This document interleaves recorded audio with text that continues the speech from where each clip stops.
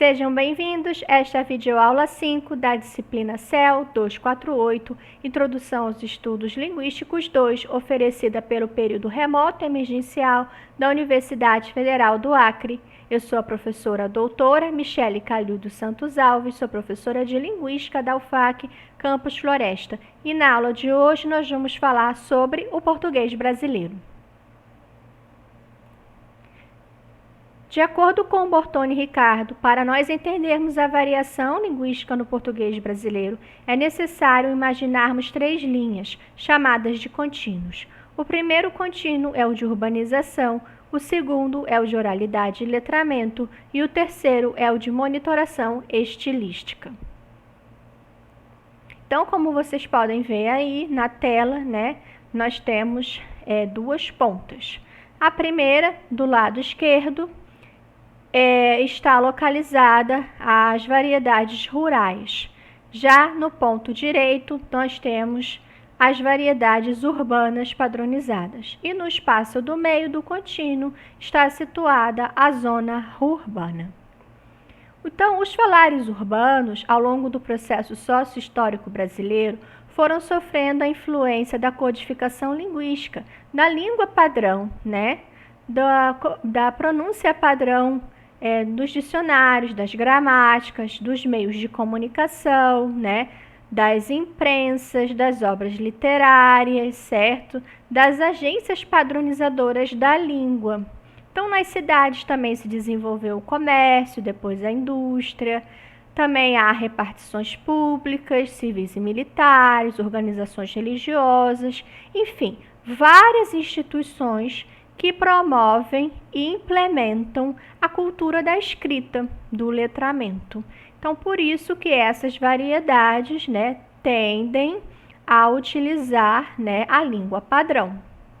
Por outro lado, os falares rurais ficaram isolados por causa das dificuldades geográficas de acesso mesmo, e também devido à dificuldade dos meios de comunicação chegarem até lá. Hoje em dia, menos, devido ao avanço da internet. Mas a gente sabe que na zona rural, até hoje, é difícil chegar um sinal de internet. E essas populações rurais ainda continuam bastante isoladas, um pouco menos do que era antigamente. E já no meio nós temos a zona urbana. Então, quem são essas populações urbanas, Então, as populações urbanas são formadas pelos migrantes de origem rural que, ao irem para a cidade, preservaram muito de seus antecedentes culturais, principalmente no repertório linguístico.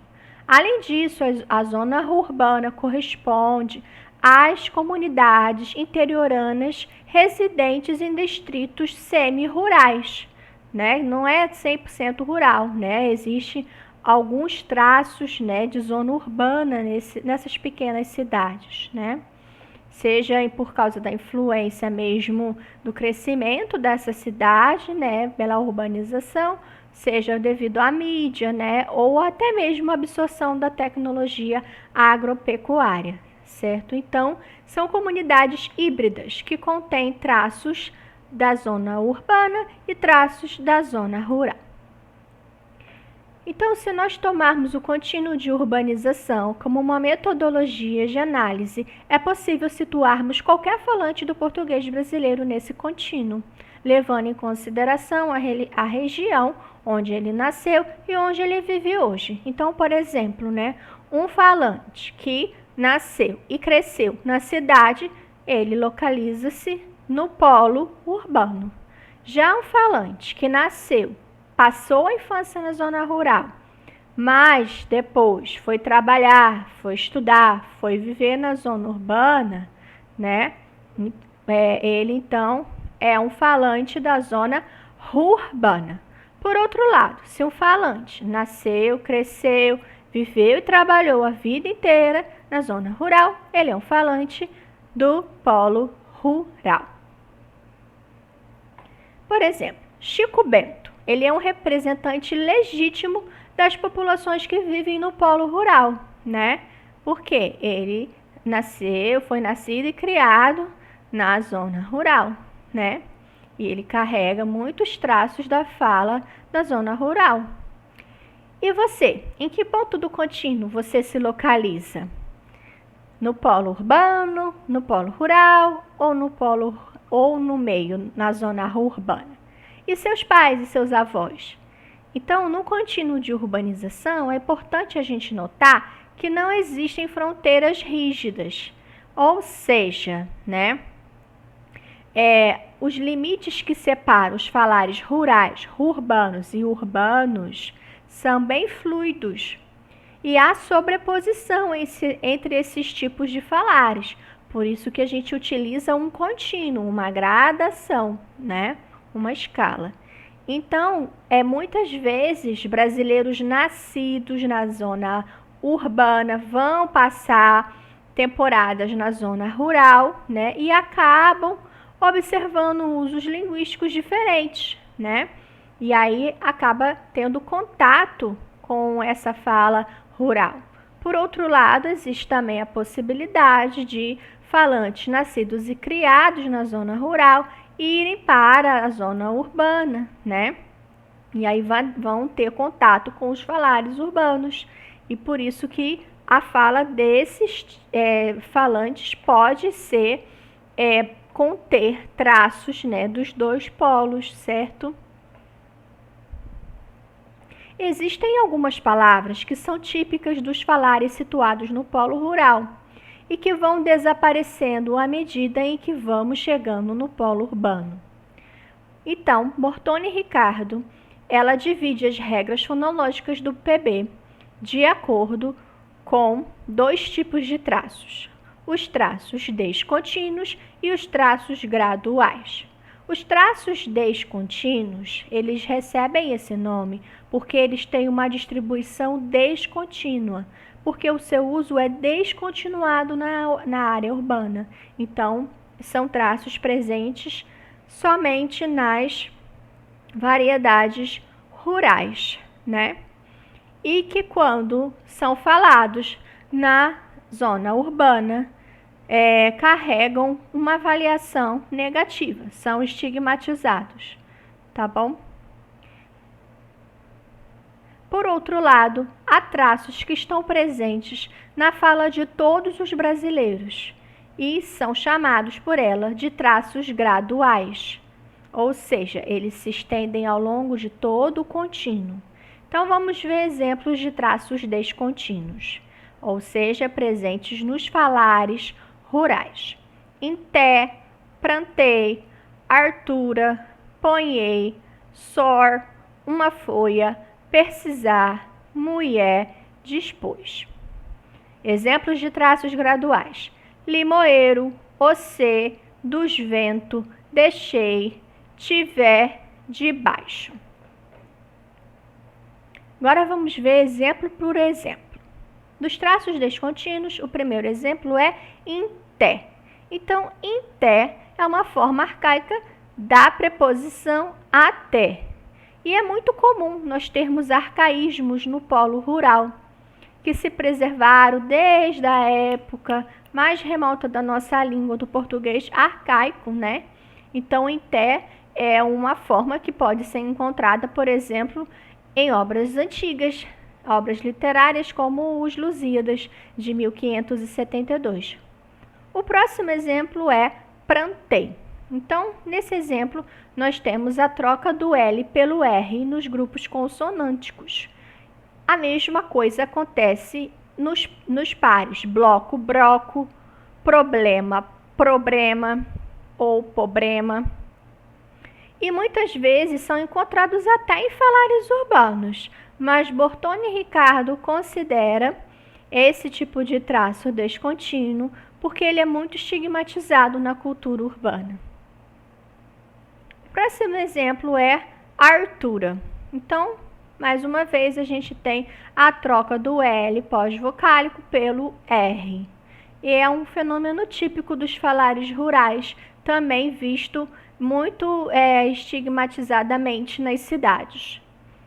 Já o exemplo ponhei, vocês sabem que o verbo pôr é irregular no pretérito perfeito. Então, nós temos eu pus, né? tu puseste, né? Ele pôs.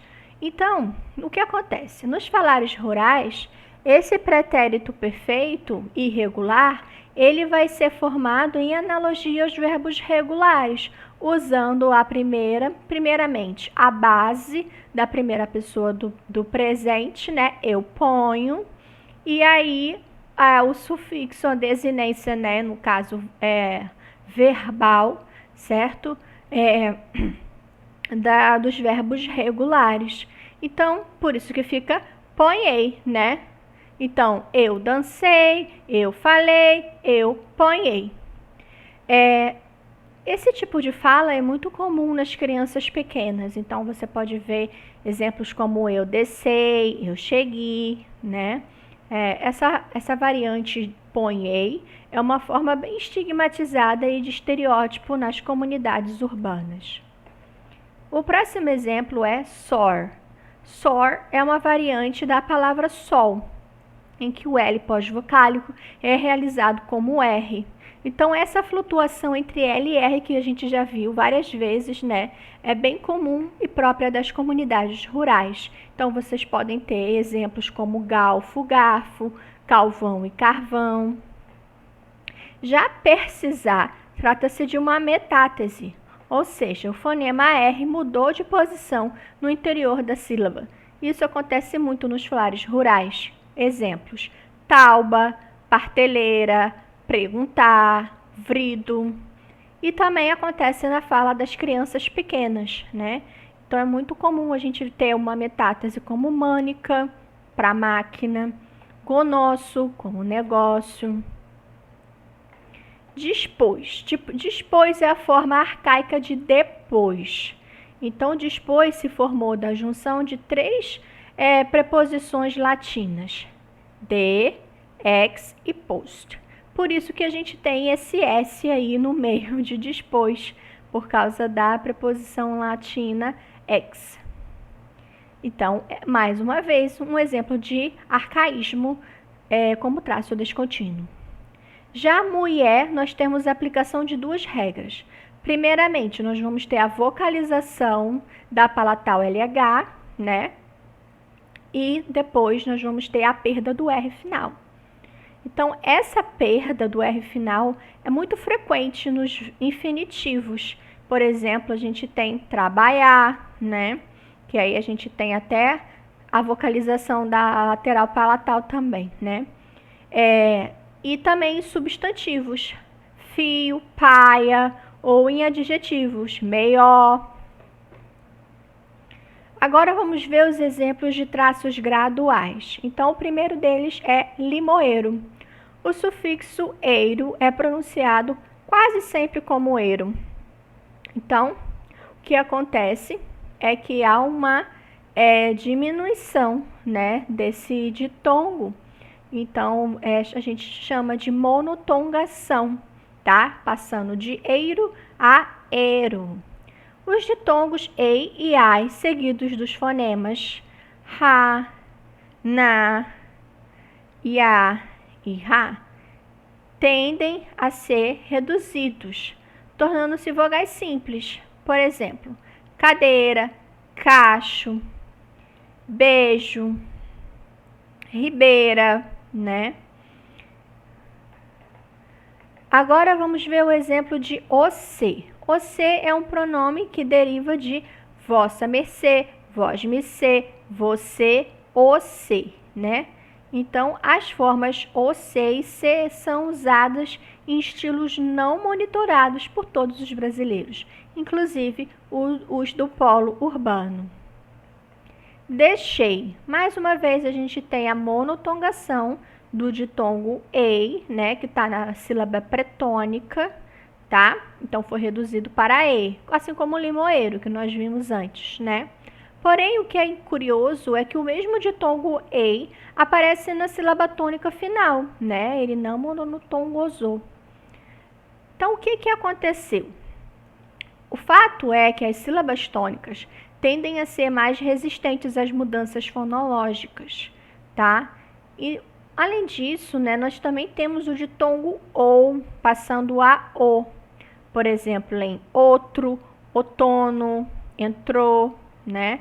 Isso acontece tanto em sílabas tônicas quanto finais, quanto não finais, e também em sílabas átonas não finais. Então, parece que a redução do ditongo O se aplica uma gama maior de ambientes do que a redução do ditongo EI. Então, isso é uma indicação de que a redução do ditongo O ou já está numa fase mais avançada no processo de evolução do que a redução do ditongo EI. Agora vamos ver outro exemplo, tiver. Então, tiver é uma variante de estiver, né? Que é futuro do subjuntivo do verbo estar. Mas o que aconteceu em tiver? Nós perdemos a sílaba inicial eis e o fonema R final. A forma tiver também pode ser uma variante de tiver, que é o futuro do subjuntivo do verbo ter. Tiver é um traço gradual porque houve a perda do R final, né? Afere-se, e também da sílaba inicial ES do verbo estar. Isso acontece muito em todas as falas dos brasileiros, nos estilos não monitorados, tá? Então, essa perda do R final também pode acontecer em vários infinitivos verbais e também nas formas do futuro do subjuntivo. As vogais E e O podem ser reduzidas para I e U em sílabas átonas. Isso está presente na fala de todos os brasileiros também, por isso é um traço gradual. Então, nós temos noite e menino, né? Em que nós temos aí a sílaba átona, T e no, né? Com a vogal passando a I e U, certo? Além disso, um outro traço gradual é a supressão das preposições que vêm antes dos pronomes relativos, né? Isso também é um traço gradual do português brasileiro, é o que nós chamamos na literatura de orações relativas cortadoras. Então, nós cortamos as preposições que vêm antes dos pronomes relativos. Por exemplo, esta é a casa que eu moro, ao invés de esta é a casa em que eu moro. É o rapaz que eu gosto, ao invés do rapaz de quem eu gosto, né? No ano que eu nasci, meus pais se mudaram, ao invés do ano em que nasci, meus pais se mudaram. E nós temos um exemplo de baixo. Então, de baixo é uma variante do advérbio debaixo. Então, aqui nós temos duas regras aplicadas. A primeira, a redução, né, do nosso ditongo, certo? Então, ai passando a A, e também nós temos a redução da vogal pretônica e passando a I, né? Que é uma sílaba átona, né? Na verdade, pretônica, tá bom? Mais um exemplo, dois vento. Então, no português oral e em estilos não monitorados, há uma alta tendência de se evitar a redundância, ou seja, flexiona-se somente o primeiro elemento do sintagma no plural. Então, por que falar dois ventos? A gente pode falar dois ventos e todo mundo vai entender que é plural.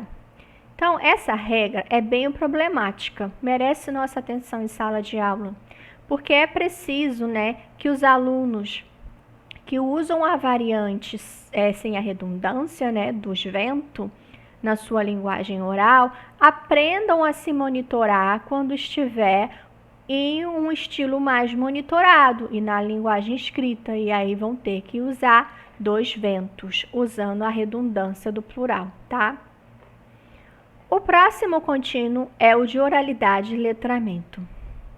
Então, no contínuo de oralidade e letramento, nós temos no polo esquerdo os eventos de oralidade, né, que são mediados pela língua oral, e na ponta direita nós temos os eventos de letramento, que são mediados pela cultura da escrita. Não existem fronteiras bem marcadas entre os eventos de oralidade e letramento. Mais uma vez, as fronteiras são fluidas e pode haver sobreposição. Então, por exemplo, um evento de letramento, como uma aula, né? Porque, na verdade, é letramento porque eu estou aqui lendo o slide, né? Estudei a aula no livro, né? Eu li o texto para poder dar aula para vocês. Um evento de letramento. Porém, existem mini eventos de oralidade, né? Então, eu posso conversar com um aluno, né? O aluno pode fazer uma pergunta para mim, certo? E aí estaríamos já numa situação comunicativa mais oral, tá? Então, a gente tem que sempre se lembrar que trata-se de um contínuo. As coisas não são binárias, né? É oral ou é escrita. Às vezes a gente tem mesclas, né? Situações híbridas, tá? Então, nos eventos de letramento, né? Os interagentes, né? Ou seja, o emissor e o receptor se apoiam em um texto escrito, né? Que pode estar tanto presente no momento da interação, ou ele pode ser estudado ou lido previamente por esse emissor. Então, por exemplo, num ofício religioso, o padre, o rabino, o pastor, ao darem o sermão, estão realizando um evento de letramento, né? Porque leram a Bíblia, né? Antes. Trata-se de um roteiro escrito, certo? Mas, numa conversa à mesa de bar, é um evento de oralidade. Porém, se um dos participantes começar a declamar um poema que ele leu, aí já teremos influências de letramento. E o último contínuo é o contínuo da monitoração estilística. Então, na ponta esquerda nós temos os eventos menos monitorados e na ponta direita os eventos mais monitorados. Então, nesse contínuo estão situadas as interações espontâneas, né, menos monitoradas, e as situações mais planejadas, né, que são mais monitoradas, tá? Os estilos não monitorados exigem menos atenção e planejamento. Já os estilos mais monitorados exigem mais atenção, mais planejamento à forma da língua, né? Então, nós nos engajamos nos estilos monitorados quando a situação exige, seja porque nós estamos falando com um interlocutor, né, que está acima de nós numa hierarquia social, seja porque é uma situação mais formal, a gente quer causar uma impressão, ou o assunto é um assunto mais formal, mais sério, né? E a gente quer falar de uma maneira mais cerimoniosa, certo? E aí a nossa fala vai ser mais monitorada. De modo geral, os fatores que levam a gente a monitorar o estilo são, primeiramente, o ambiente, né? Se um ambiente formal, um interlocutor, uma pessoa que a gente não tem intimidade, né? Uma pessoa que está acima de nós numa hierarquia social, e o tópico da conversa, né? O assunto, certo? Então, o mesmo interlocutor, ele pode tornar-se mais ou menos monitorado, né? Em função do tópico da conversa ou com quem ele está falando, né?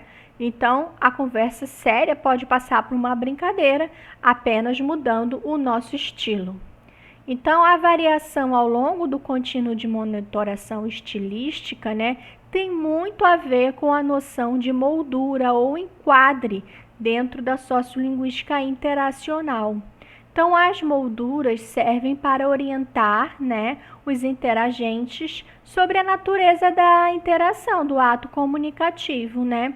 Se é uma brincadeira, se é uma declaração de amor, se é uma queixa, um xingamento, uma explicação, uma crítica, um pedido de ajuda, né? Então, esse contínuo é muito importante para a interação, né, entre o emissor e o receptor, tá bom? Para que haja a comunicação, né, e que, enfim, possa haver o ato comunicativo.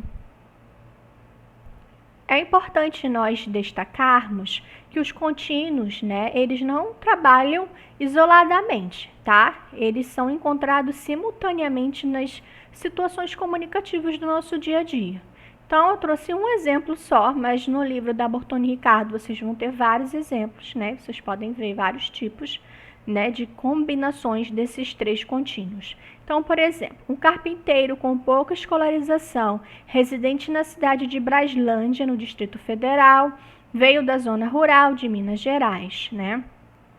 A entrevista foi feita em 1980, ele tinha 54 anos e já morava no Distrito Federal há 24 anos.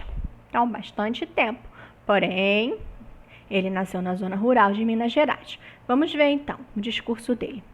De uns tempos para cá, ninguém quer roçar mais. Num certo ponto eu dou razão. Eu mesmo fui um desses que saí da roça por causa disso, né? Que eu não tinha terreno de meu, morava dependente de outro, de fazendeiro. Fazendeiro não dá um colher de chá mesmo, né? Tem que plantar. Tem que partir a meia, outra hora a terça, né? Então, temos aí nossos três contínuos, certo? Primeiramente, no contínuo de urbanização, nós vamos ter esse falante situado na zona urbana, porque ele é oriundo da zona rural, porém já mora há 24 anos na zona urbana, tá? Então, ele é um falante urbano. Já no contínuo de oralidade e letramento, é um evento oral, certo? Então, localizado no polo da oralidade.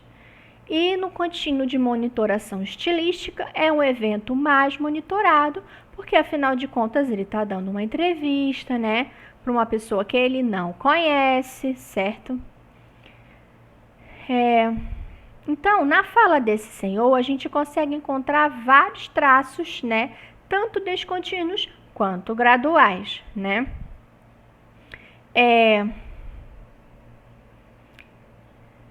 Então, é isso. Ficamos aqui e até a próxima videoaula.